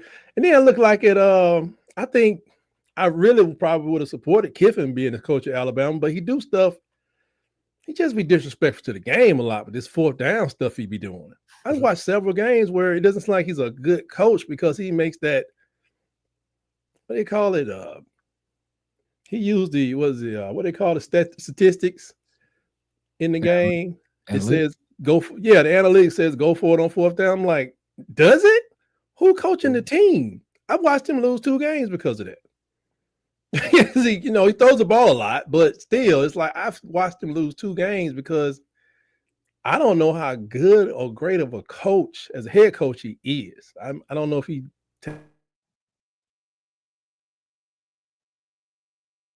Did tight really just freeze up? That's why I looked at the screen. I think he's stuck. The tight stuck. The tight is stuck. You don't have to fix that. Tighten up. Yeah, he'll come back in a minute. He'll come back in. Go ahead, B Sharp. What's I don't like that y'all 2 Auburn guys on pause. Yeah, pause on that one. Yeah, I ain't even want to finish that one, man. No, all right, tight back. They go tight. I don't know what happened, one whole thing, but I don't know where I left off. I'm sure it was somewhere very inappropriate. You good? But no, I just think that it's always going to be if it's going to be important to be a good coach, you got to know the X's and O's. You got to be able to build relationships with the Jimmys and the Joes, but can you keep them on campus for 3 years? Right. Not even 4 or 5, but can you keep? And then I'm looking at, y'all asked me that question, Nick, a while back. Why is Alabama not doing more in the portal? I'm like, is he shooting for the mercenaries? Is he going to be shooting like when the playoff? I just said maybe he's waiting for some people to leave out the playoffs, or maybe he's using them scholarships for a real young team, so he can build his own group of people up that he's comfortable with, because a lot of people on that team still came to Alabama because Saban was their number 1 pick. Right. But Du Bois is not their 2nd, 3rd, 4th, or 5th selection. So they, still can leave. And then, like I said, I heard plenty of Alabama players say, man, we were some savages. And maybe the boy don't coach savages. You got to take a special personality to deal with certain personalities. And I don't think he has that. He don't have that personality to control some of the people that they had there before. Gotcha. Man, when I think of Kalen DeBoer, there's one thing that sticks out, and it's a conversation that Smoke Monday had on live about Brian Harsin. Yeah. And he said that he would be a good coach, but he just don't know how to talk to me. Mm. Like if he learned how to talk to people. And not that he was disrespectful, but he's just from a different place. He's not of this culture. It's tough for him to relate to kids. I'm not saying that's going on with Kalen DeBoer, but I know that there was a real thing with Brian Harsin coming from the West Coast like that. I think people want to win, but I think he just, go ahead. Definitely no comment. What do you mean? Well, hold on, tight. Hold up. What's your comment? No comment. Go ahead. No. Go ahead. Comment. Go ahead. I think he was saying, like, comparing DeBoer to Brian Harsin is it's kind of like a shot. But Right, I always compare it to Brian that. Harsin. It was just like you talking about relating to people. People love this guy. Yeah, they do like it. And the thing that I just don't like what we keep doing, everybody keeps saying, oh, he's not Nick Saban. He's not Nick Saban. Nobody. Who in the hell in college football is Nick Saban? Nobody. Literally nobody. No Kirby Smart. No what's my guy name over there in Dabo? None of them. Nobody. He's the GOAT for a reason. He's sitting there on the top of Mount Everest by himself. By himself. That's the one thing I just had to get that out for that part. But just saying Kellen DeBoer, like, no, we love Kellen DeBoer because we don't have to deal with somebody he's a player's coach. Everybody has a different way of coaching. Everybody is not the same. You ain't got to ask everybody to get results. John Gruden used to do that, and Tony Dungy was the opposite. Guess what? They both got Super Bowls. All coaching don't need to be the same. No, I'm not saying that. I'm just saying it's still some people who respond to a Saban type of attitude. Yeah, that's still on the team. I agree with that. They may not be his players, Yeah, Saban style of coaching translates to discipline on the field. Exactly. But under those players, but what I think what we're saying is, I think he may be going to a youth movement, which I was saying, like, why he's not so heavy in the portal, as he brings people in a little younger that he has a relationship with, or that he builds relationships with, that he think they have the attitude to Michigan likes the ball. They have an attitude that he can you can talk to him. You don't have to, like you say, HU everybody. And I just think it's gonna take time. It could take 2 years to turn this thing the way he wants it to go. This is the reason. Shout out to Chris Camp for this statement right here. Everything that you just said, Brinsky, I hear what you're saying, but majority of the Alabama fan base, I believe, feels this exact way. With all due respect, I don't think the board style is going to cut it at Bama. When I say this, like, Nick Saban has ingrained himself in the University of Alabama so much that when they started recruiting people just to come to school there, what was the slogan? What champions are made? Isn't that what it was? It's something like that. Like, he has ingrained himself so much in that university and in Tuscaloosa and in that community. People just want another Saban-esque type person. That's what they want. Now, there may be a small tangent of the fan base that is cool with, this new style of the board of where the board is going, which that's y'all. I'm not an Alabama fan. But the thing is, majority of the fan base kind of feel this way that Chris Camp feel. His style don't relate. Because it's not working as effective in year one. But I remember how the hell something gonna work and man ain't been there, but ain't even been there a year, full year. And I remember. How can we say something? Hey, we understand that. I remember Coach DuBose yelling at everybody. Fellow fan base member. I remember Coach DuBose, Coach Mike DuBose used to yell at everybody and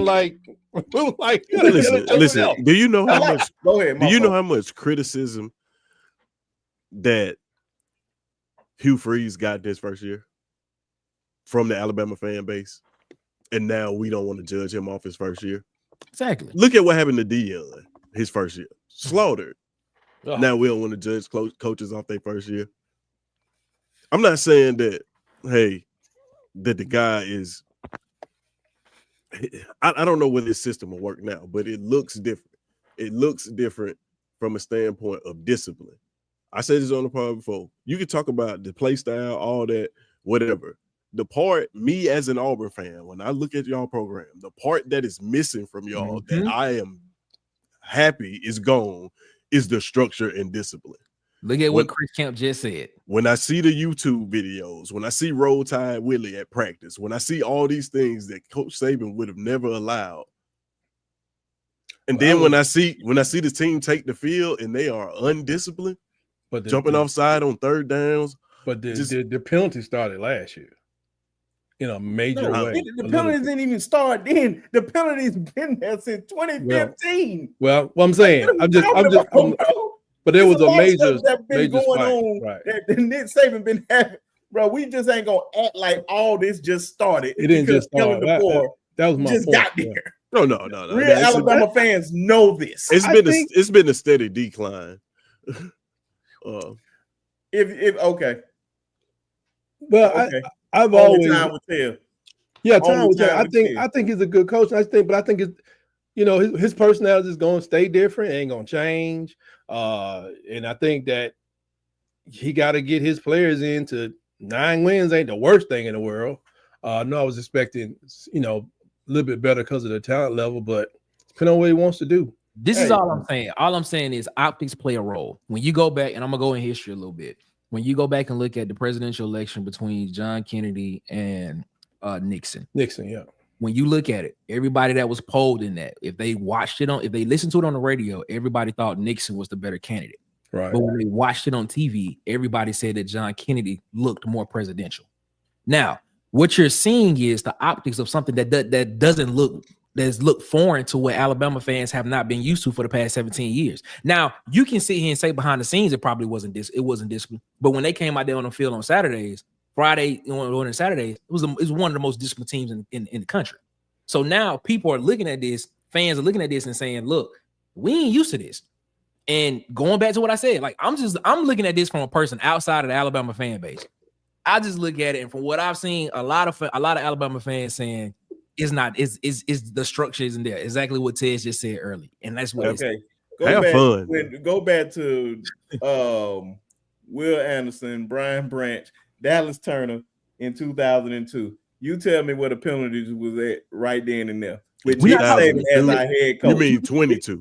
You're looking at a micro. No, you're looking at a micro problem. We're not talking about penalties by itself. We're looking at the optics of what the team was compared to what it looks like now. I think Sharp is right. You got to go look in the numbers, though. People was telling me we had the worst defensive coordinator in the history of the world this year, and I was like, he ain't my problem. And guess what?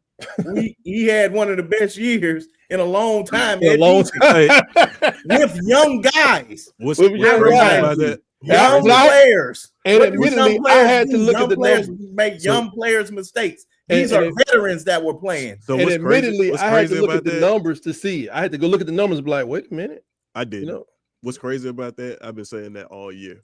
Yeah. But everybody was getting them gone. Y'all giving the defensive coordinator a bad rep. Right. But a lot of these games are on the offense. I told Titan at the beginning of the season, I said, bro, don't worry about Womack. Womack will be fine. I'll use it south. I told you that at the beginning of the season. Oh, yeah, he did. I was like, everybody was, well, not you, but a lot of people was like, oh, no, who is this Womack? I was like, listen, bro, the defense is going to South Alabama. He was highly touted, though. Like, that's what I'm saying. Like he was just, I don't know. That was the best defensive coordinator y'all could find. That's what I was. I'm like, bro, there's not many schools that would turn him down. That's what I'm telling you. That's what it was. But I told y'all, if Kane Womack is the defensive coordinator, if it looked anything like South Alabama last year, y'all should be fine. Right. Y'all should be okay. But it's most fans. When y'all say fans, like the certain Alabama fans, I'm about to say most of these fans don't know what the hell they talking about. Most of them just crying about, oh, we ain't doing this. We're not going 12 and winning 12 games every year. Right. Like, bro, you know how hard that is to win 12 games every year? And you just got there. You probably ain't got a house And you yet. just got there. A lot of these folks, bro, I am a true Alabama fan. Right. And I'm telling you, this doesn't happen. In the history of college football, this does not happen every year. These are some spoiled assholes. Oh, oh boy. 20, These are some 2024 spoiled people, bro. These are some spoiled people. They a lot of these folks just jumped on the bandwagon when we was winning. They ain't true fans that seen. They panicking at 9-3. I seen Auburn beat us 6 years in a row. We've been trying to tell y'all that for the last 20 years. What you mean tell me? I've been saying this. I laugh when I see folks whining and crying about this. War Eagle. I laugh at them. I'm like, bro, y'all ain't used to it. They're like, bro, we haven't experienced this in a long time, bro. I've seen when we lost 6 years in a row. I remember Dubose. I saw Dubose. War Eagle. This is cupcake. But guess what? Guess what? We won 5 in a row against y'all. It don't matter. We still doing what we need to do. But y'all are worried about a man that literally just came into a situation when you lose at least your top 8. But y'all did the same. No. I'm getting this one out. I'm getting this one out. Hold up. Wait a minute. Don't say y'all. Wait a minute. Don't say y'all. Because we could care less. Auburn fans could care less. I can tell you that. Once again, I'm talking about my team and our fan base. We literally lost our top 8 defensive backs. We lose one of our best pass rushers. We lose one of our top offensive linemen. We lose our number one wide receiver. We lose our number one running back. No, matter of fact, I take that back. We lose our top 2 running backs. Only thing that is returning is Tyler Booker, Jalen Milroe, Lawson, and Malachi Moore. Bro, y'all players. Yeah. So what are we talking about? And the man literally came out there and won despite of that. No, here's the thing, bro. Here's the thing. Despite of that, you cannot do that. On one yes, you can. What are you talking about? No team. I ain't saying nothing yet to be talking about anything. No. Hold on. Just ask me. Once you answer this, I promise I'll leave it alone. Okay. Name a team that loses their top 8 or 9 defensive backs. I'm talking about literally cornerbacks and safeties. And you tell me who wins after that. Who goes 9-4? I have no idea. I have no idea. Right, we don't know. I know. But here's what I'm trying to tell you. I promise. But here's what I'm trying to tell you. You won't find nobody. The questions that are being arise and that you having to answer, y'all put that on y'all. Exactly. We didn't say that. Y'all put that on y'all. Wait a so you can't. You can't just come up here and then just be mad because we saying that this was created by y'all. Y'all got t-shirts that say we don't rebuild, we reload. Hashtags everywhere. So I'm not gonna have no sympathy because you lost a bunch of players. But no. I said, bro, we started more freshmen than anybody. So I don't want to. I don't care. And what you do? And what you do? We had one of the best defenses in the country. You one of the best in the country, and y'all go 5-7. But we got the same. You told me that we got the same offense as y'all, but we go 9-4. Come on, bro. How do that make any sense? Y'all got the same offenses. You literally said Payne Thorne and Jalen Milroe are the same people. You saying you got one of the best defenses in the country. Yeah, I said y'all go 5-7 and we go 9-4. Quote me right. Explain that to me. Quote me right. I said that Jalen Milroe is Payne Thorne as a passer. And one go 9-4 and the other one go 5-7. Different teams. You got to watch the games. We were 50 yards away from 9-4. You got a point there. Like what you're saying. What I'm trying to tell you is like all of these things y'all created. To help you out, Tiz. We were special teams away from winning 3 more games. Right, but even like this year. Mm-hmm. Listen, even like the coach being scrutinized in his first year. Okay, you had a coach that was there for 17 years. This has been going on while y'all had the same coach. The problem is y'all haven't had a different coach, so y'all don't know how this game goes. Unfortunately, nowadays, coaches get scrutinized after their first year. That's right, Jonathan Harris. See results. That's right, Jonathan Harris. We falling off when we lose 9-4. I got to throw something into the conversation to back up what this is a great conversation, man. B Sharp was saying.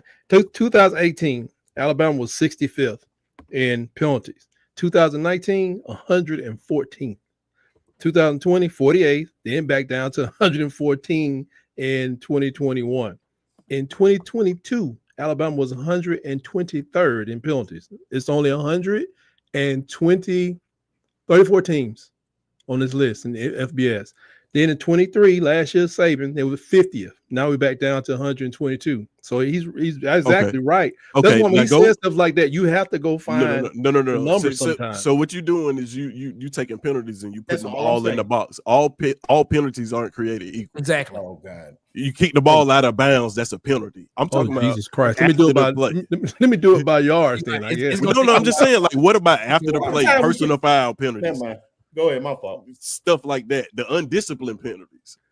Well, it would still be reflected in total yards because those things happen at critical times because all the margins were very close this year.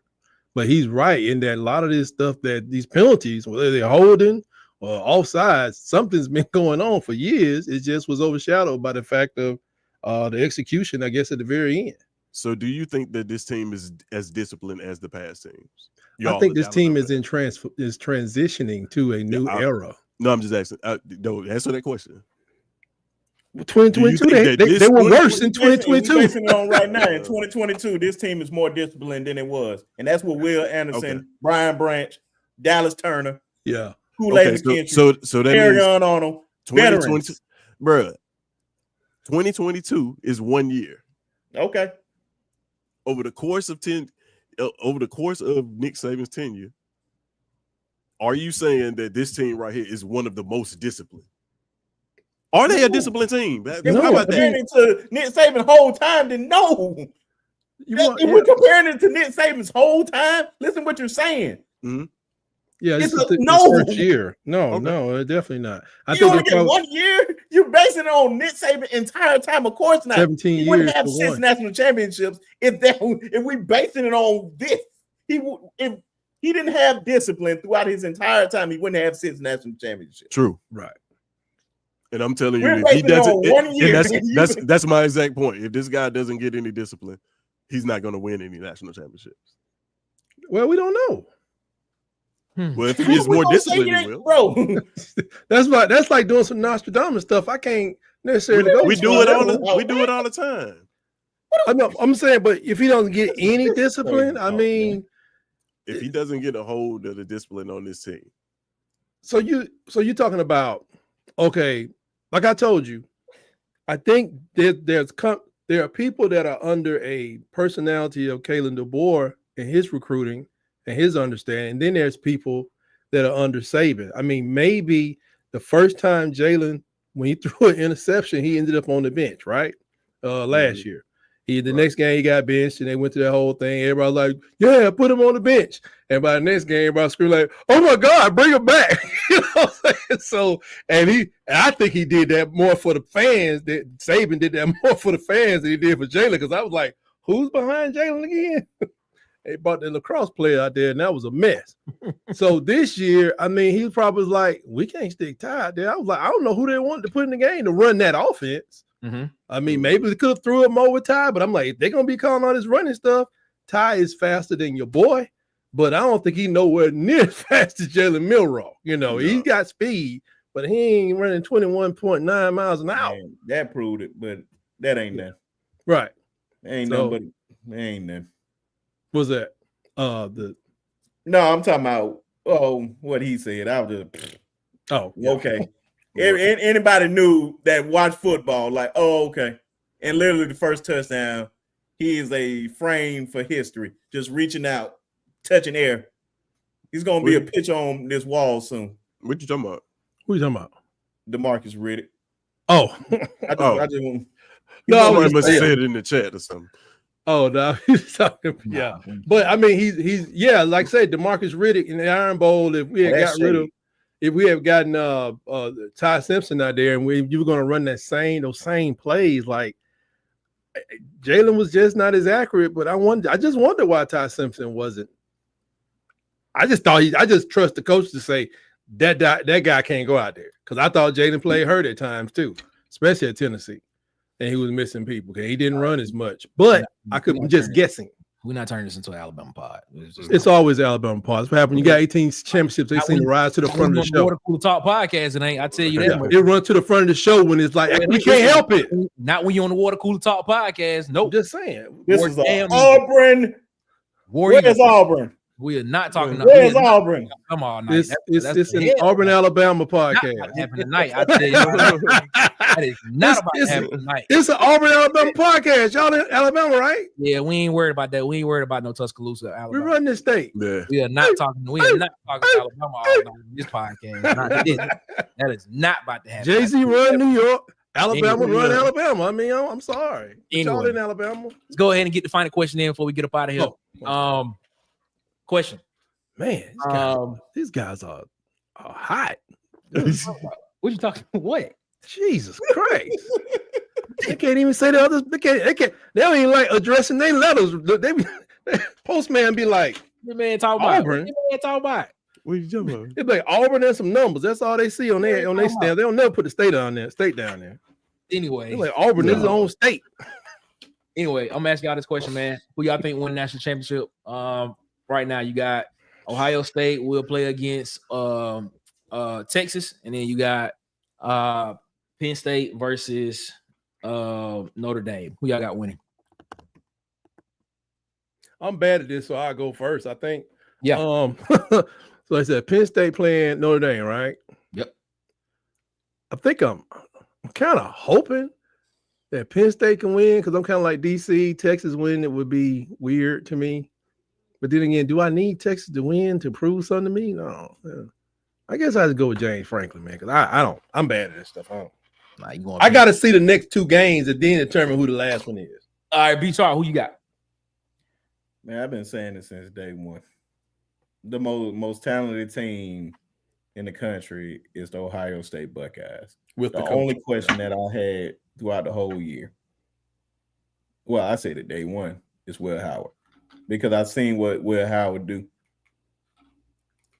If anybody just go back last year, I just want, whenever y'all get the chance, just go back and look at the end of the Texas game, Kansas and Texas game, and watch what Will Howard did. You will understand why I said I was worried about Will Howard going to Ohio State. But yeah, it's the end of the Texas and Kansas State game. But it all depends on Will Howard. This team is the most talented team in the country. They're fully loaded. They literally have no weak spots. Everything is fully loaded everywhere. If they playing on their game, which they've been playing the last two games, we see what they can do. This is no surprise to me, especially if you add Chip Kelly to the element. It only is going to explode with that type of talent, especially with Jeremiah Smith, Ibuka, and Cornell Tate. Then you got Quinshon Judkins. And you got Travion. Is it Travion Henderson? I think so. But yeah, Sonny Styles and Caleb Downs and all them boys back there. I don't see nobody beating them boys. But if Texas somehow beat Ohio State, Texas will win. But I got Ohio State. All right. Tez, who you got, man? I'm gonna go with Ohio State. They playing the best right now. Mm-hmm. It's simple as that. They playing their best football at the right moment. And I don't trust any of the teams on the other side of the bracket to beat Ohio State. Or no, I don't know. Maybe Penn State would match up well against Texas, but yeah, I don't believe in Quinn Ewers, so I think that Ohio State wins that game. And whoever they get out of the other side of the bracket, which I think is going to be Notre Dame, I think Ohio State wins. Yeah, it's just better team. I'm gonna stick with my preseason pick, man. I'm rocking with Texas, bro. I'm rocking with Texas. Okay. I think Sarkisian trying to prove a point, and I think this is proven point season. If he can come into the SEC the first year, I thought he would do it with the SEC championship. Didn't happen. He came so close. But if he can come in and win the national championship his first year in the SEC, I think he's setting the table for going forward as the guy to be, as the guy, or put me on the level of Kirby Smart is what he is. What I'm about to say. Well, Kirby only got two, so I mean, if he wins this year and then win next year, or win win another one before Kirk. Anybody can win one. It's hard to win two. All right. Sure. All right. It's even harder now, though. Exactly. All right, be sharp. Tell them where they can find you at, boss man. Man, you already know where they can find me at, my brother. You already know where they can find me at. The True Alabama Fan to the fullest, an Alabama channel, the Sharpshooters Podcast. Make sure you people follow the subscribe to the Sharpshooters Podcast on YouTube. It's in the comment section. Appreciate all y'all support. Especially, I want to give a shout out to Bubba, man. Bubba been going back and forth with me all night. I agree with some things. I don't agree with a lot of things, but he's still a real one. Jonathan Harris, you a real one too, my brother. If you're not subscribed, man, be subscribed, because I would love to have you as a subscriber, because you got common sense. But always shout out to my guys, Tez, Jason, the Haven, Quint, Arlon. We the Wu-Tang clan of the YouTube world and all that. Shout out to Nick and Marcus. Marcus not here with his Auburn self. No shots. And shout out to Tyke and everybody. Appreciate everybody, man. Always good time with these boys. The one and only, the talking chief himself, Tyke Sports. What's up? Well, Tyke Sports, YouTube, Facebook, Blue Sky, and sometimes you can catch me out there on X, but I'm at Tyke Sports Talk. Be sure, wherever you're watching this, be sure to poke that like button right in the eye. Please poke that like button. Subscribe to these channels, because, you know, we're giving y'all different perspectives. Even Alabama fans don't agree on everything. And like he said, like, you know, Sharp said, like, you know, 35% of y'all need to go away anyway. 35, 75. See, we don't even agree about that, but I'm leaning toward him. What he got to say? But so, I appreciate you having me on there, Nick, man. Tez, I love to listen to you, man. I can't understand why you can't just say Auburn, Alabama is where you live. I mean, where your fandom lives. So, you know, gotta get Auburn, Alabama is one place. But yeah, it's been a good conversation. Let me know if y'all want to do it again. God bless everybody. Yes. Hey, can I say one more thing, Nick? Is real quick. Shout out to my favorite supporter, Miss Janet. Outside of my wife. But Miss Janet, appreciate you and all your support. Thank you as always. I got to make sure I always show you love, because you always show me love. That's all, Nick. All right. And the fan favorite himself. What's up, Tez? What's happening?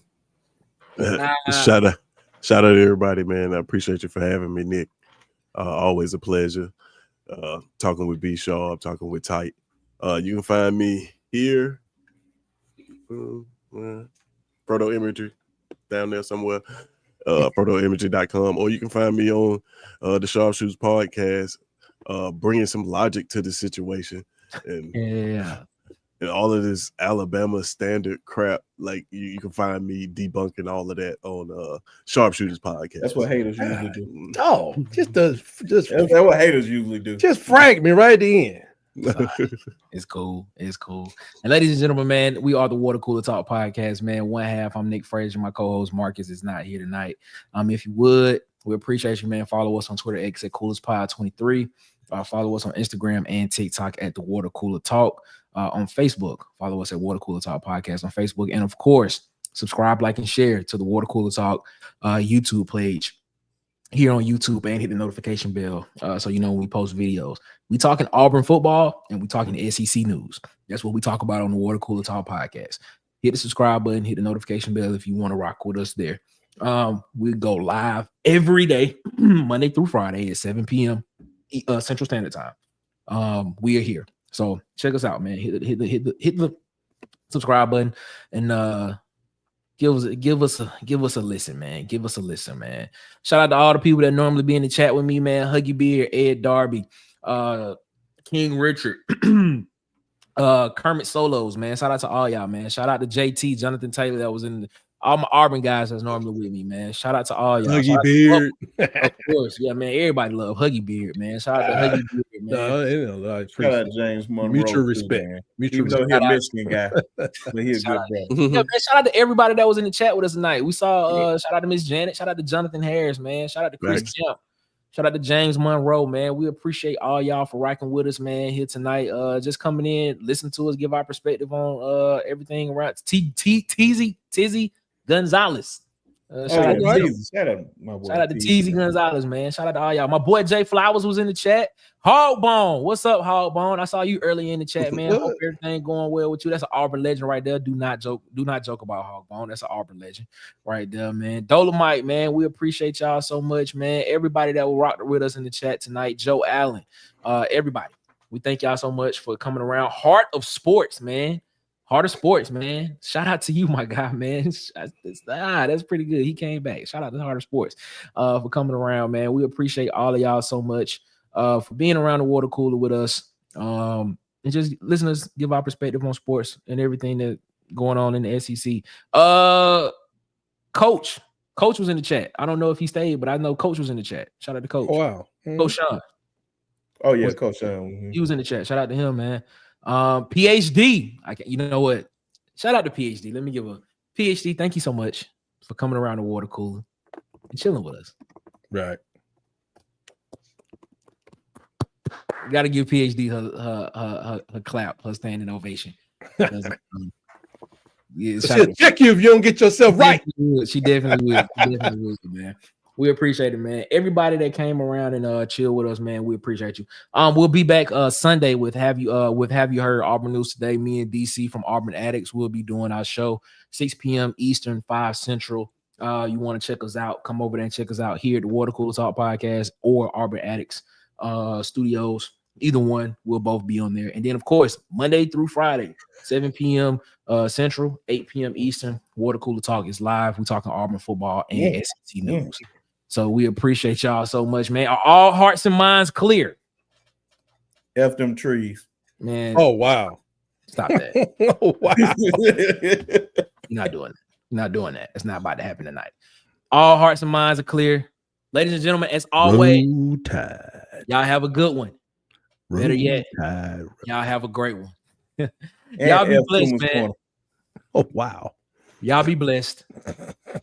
And that lemonade. Love. And Skybar. As always, War Eagle. Holla. Thanks for checking out this episode of Water Cooler Talks with your hosts, Nick Frazier and Marcus Fitzpatrick. Make sure you like and subscribe on your favorite podcast platform so that you never miss an episode.